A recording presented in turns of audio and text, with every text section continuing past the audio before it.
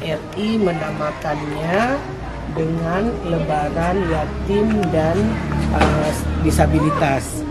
Nah, semuanya serentak seluruh Indonesia, seluruh kanwil, seluruh kemenak kabupaten menyerahkan sumbangan yang diarahkan adalah alat tulis dan sedikit ala kadar sembako sesuai dengan sumbangan yang diperoleh oleh madrasah masing-masing.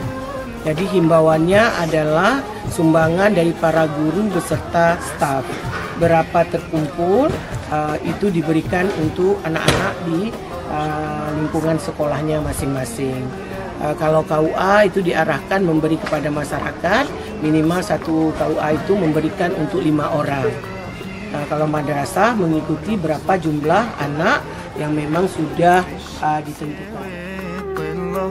وأولانا حاجة أصل النبي في دمي